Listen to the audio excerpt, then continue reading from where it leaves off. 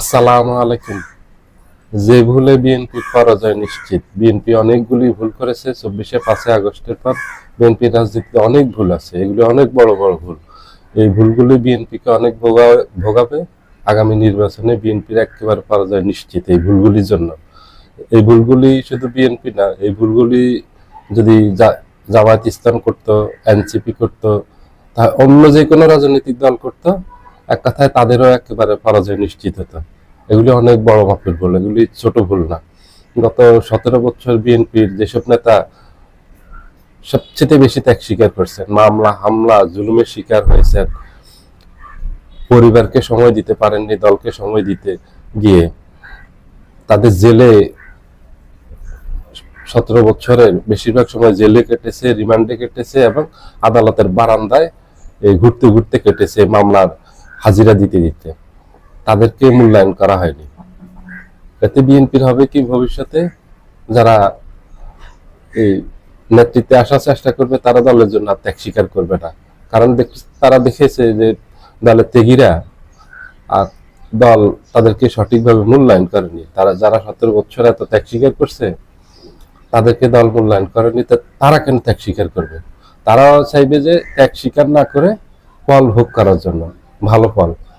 নির্বাচনের সময় যেন তারা নমিনেশন পায়, এমপি হতে পারে, মন্ত্রী হতে পারে, দলের সুযোগ সুবিধা ভোগ করতে পারে। এতে বিএনপি রাজনীতিতে দীর্ঘমেয়াদী একটা প্রভাব পড়বে। আপনি লক্ষ্য করলে দেখবেন বিএনপির অনেক ত্যাগী নেতা মনোনয়ন বঞ্চিত হয়েছে। বিএনপির সবচেয়ে বেশি মামলার শিকার হয়েছে, সবচেয়ে বেশি মামলা হলো হাবিবুল নবী খান সোহেলের বিরুদ্ধে।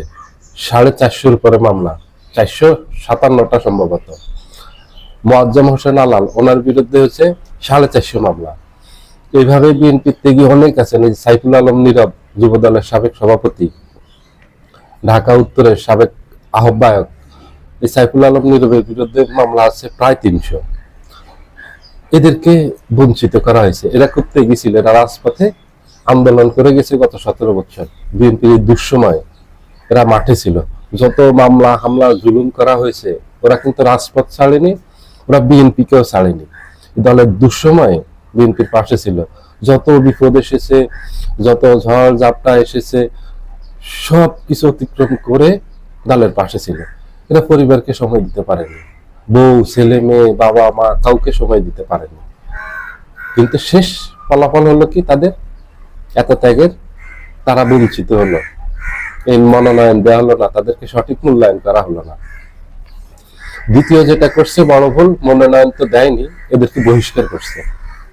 অনেককেই বহিষ্কার করছে। রুমিন তারহানাকে বহিষ্কার করছে, সাইফুল আলম নীরবকে বহিষ্কার করছে, কেন্দ্রীয় বিএনপির সদস্য মামুন হাসান আল মামুনকে বহিষ্কার করছে। এইভাবে অনেককে বহিষ্কার করছে। তো বিদ্রোহী প্রার্থী তো অনেক আছে, 100-র উপরে বিএনপির বিদ্রোহী প্রার্থী আছে সারা দেশে। সবাইকে যদি বহিষ্কার না করে, তখন প্রশ্ন আসবে যে 9 জনকে বহিষ্কার, বাকিদেরকে কেন বহিষ্কার করা হয়নি? গাজীপুরের সালাউদ্দিন সরকার, গাজীপুরে, তাকেও বহিষ্কার করা হয়েছে। এভাবে এরা সবাই ত্যাগী। এরা একে হলো ত্যাগী, 2 হলো যোগ্য, 3 হলো বিএনপির নেতা কর্মী সমর্থকদের মাঝে এরা জনপ্রিয়। এদেরকে বঞ্চিত করা হয়েছে। ত্যাগী, যোগ্য, জনপ্রিয় প্রার্থী এবং দেশের পরিচিত, এরা পুরো দেশব্যাপী পরিচিত মুখ। এদেরকে এই বিএনপি যে বহিষ্কার করলো, এটা বিএনপির অনেক বড় একটা ভুল। এদেরকে পারতো মাঠ থেকে প্রত্যাহার করে নিতে, এদের সাথে আলোচনা করে, যেটা নভেম্বরের 3 তারিখে প্রথম যখন 237 আসনে প্রার্থী তালিকা ঘোষণা করে, তখনই দলের ভিতরে বিদ্রোহ দেখা দিয়েছে, ক্ষোভ বিক্ষোভ দেখা দিয়েছে। তখন বিএনপি শুভাকাঙ্ক্ষী যারা ছিলেন, পরামর্শ দিতেন যারা বিএনপিকে, তারা পরামর্শ দিয়েছেন যে এদের সাথে বসে একটা নেগোসিয়েশন করো, এরা যেন বিদ্রোহী প্রার্থী না হয়। এরা যে খুব বিক্ষোভ করতেছে এটা যৌক্তিক, কারণ ওরা গত 17 বছর অনেক ত্যাগ স্বীকার করছে দলের জন্য, অনেক হামলা মামলা শিকার হয়েছে, জুলুমের শিকার হয়েছে, এমনকি তাদের পরিবার পর্যন্ত শেখ হাসিনার জুলুমের শিকার হয়েছে, আওয়ামী লীগের জুলুমের শিকার হয়েছে, অন্যায় অত্যাচারের শিকার হয়েছে। পরিবারের অনেকের পরিবার আছে, বাবা মাকে পর্যন্ত, ভাই বোনকে পর্যন্ত মামলা দেওয়া হয়েছে। শেখ হাসিনার এই 17 বছরের শাসন যে দীর্ঘায়িত করছে, মানুষের উপর কি পরিমাণ জুলুম অত্যাচার করছে সবই আপনাদের মনে আছে। এটা তো একেবারে নিকট অতীতের কথা, মাত্র 18 মাস আগের কথা। মানুষ ভয়ে আতঙ্কে কথা বলতে পারতো না, কিন্তু তার মাঝেও বিএনপির এই নেতা কর্মী রাজপথে ছিলেন, কথা বলতেন, আন্দোলন করতেন, দলের পাশে ছিলেন, দল ছেড়ে যাননি। দল এদেরকে যথাযথ মূল্যায়ন করেনি। প্রথম ভুল করছে যোগ্যদেরকে মনোনয়ন না দিয়ে, তাদের মূল্যায়ন না করে। দ্বিতীয় ভুল করছে বহিষ্কার করে। এগুলি বিএনপির জন্য কাল হয়ে দাঁড়াবে। যেসব জায়গায় বহিষ্কার করছে এইসব জায়গায় এরা জনপ্রিয় প্রার্থী, এরা এমপি হয়ে যাওয়ার সম্ভাবনা বেশি। আর যদি নাও হয় তাহলে অনেক বড় একটা ভোট এদের বাক্সে যাবে, যেটা বিএনপি প্রার্থীর জন্য সমস্যা হবে। বিএনপি প্রার্থী সেখানে নিশ্চিত পরাজিত হবে, কারণ সেখানে বিএনপির ভোট 2 ভাগ হয়ে যাবে। আর জামাত অথবা অন্য যে কোনো দলের প্রার্থী হোক, তারা এই সুযোগটা পেয়ে যাবে। বিশেষ করে জামাত এই সুযোগটা সবচেয়ে বেশি পাবে, এই সুবিধাটা পাবে জামাত। জামাতের প্রার্থী বিজয়ী হবে, জামাতের ভোট ভাগ হবে না, জামাতের এক বাক্সে ভোট চলে আসবে। জামাত সেই লক্ষ্যে কাজ করতেছে নির্বাচনের পরে থেকে, এবং জামাতের ভিতরে কোনো ক্ষোভ নেই, বিক্ষোভ নেই। জামাতে রাজনীতি খুব সুসংগঠিত, তাদের এই সমস্যাগুলি নেই, যার কারণে তারা সুবিধাজনক অবস্থায় আছে। বিএনপির প্রার্থী যেখানেই বিদ্রোহী প্রার্থী হয়েছে সেখানে জামাত জিতবে, সেখানে জামাতের প্রার্থী খুব ভালো ভালো প্রার্থী দিয়েছে। পুরো বাংলাদেশে জামাতের অনেক ভালো ভালো প্রার্থী, জামাতের কোনো প্রার্থীর বিরুদ্ধে কোনো অভিযোগ নেই সারা বাংলাদেশে।